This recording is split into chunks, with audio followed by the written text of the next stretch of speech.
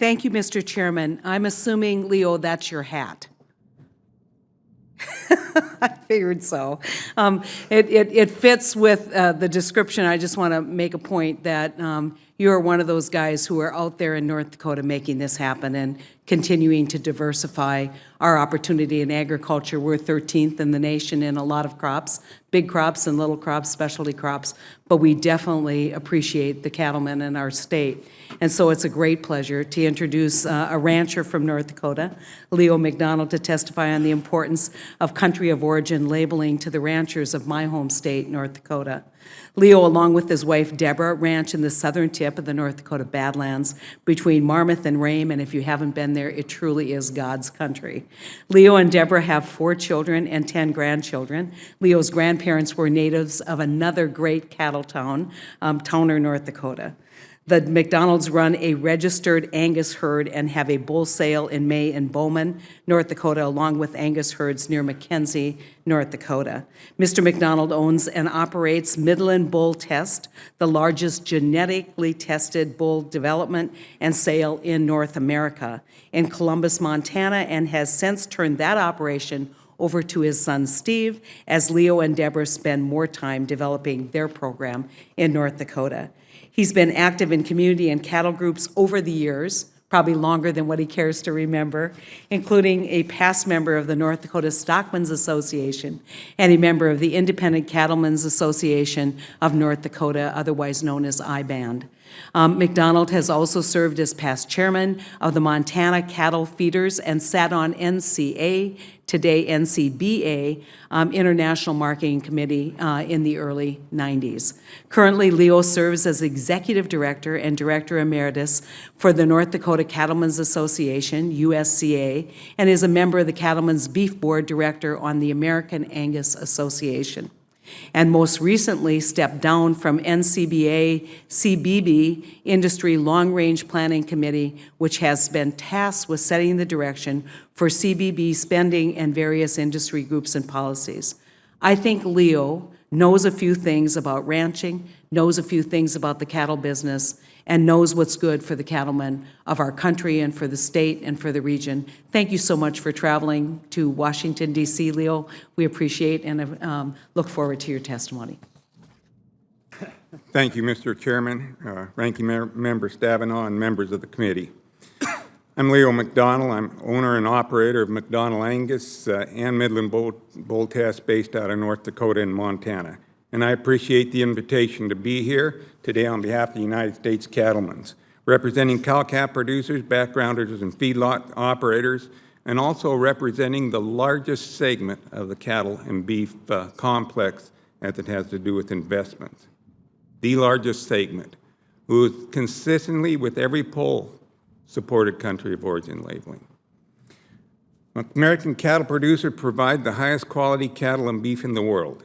U.S. producers are recognized worldwide for having the highest and most rigorous standards when it comes to how we produce cattle and beef, from our conservation practices to having the most respected food safety inspection system and to having the highest quality product. U.S. beef is considered #1 globally, which is why both producers and consumers are behind the effort to keep cool and be able to identify our product.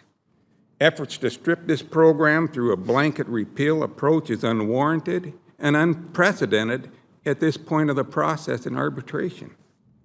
This issue is personal for me, as it is for ranching families across the country. My wife and I ranch in the southern tip of the North Dakota Badlands, just 5 hours from where my grandparents called home and homesteaded in Towner. We run multiple registered herds. We also run the largest genetic seed stock test station and bull sale in North America, with sales in Montana and a three-day sale in Montana and one in North Dakota.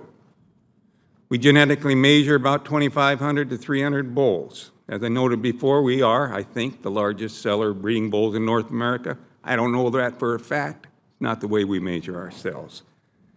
But we sell bulls into Canada, Mexico, Brazil. We actually partner with one of the largest ranchers in Brazil, Argentina, Australia, and New Zealand.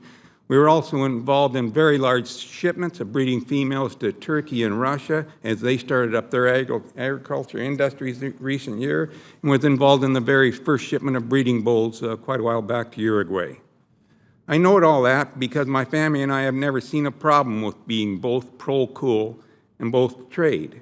And I take a little offense to having people call cool as a protectionist act, because nothing is protectionist about it. We do it on 90% of the other products we bring into the United States. Cool was founded, though, as much to address deception in the marketplace as it was to address something so simple as the consumers deserving the right to know where product comes from. Since the late 1980s, we've been told by experts that those in the ranching business need to learn how to compete in the global market. You tell me how we can compete if we're not allowed to differentiate our product.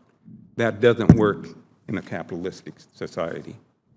In other words, COOL is a program designed to promote choice, and COOL also initiated a historic partnership between cattle country and consumers. And I'd sure hate to lose that during the information age.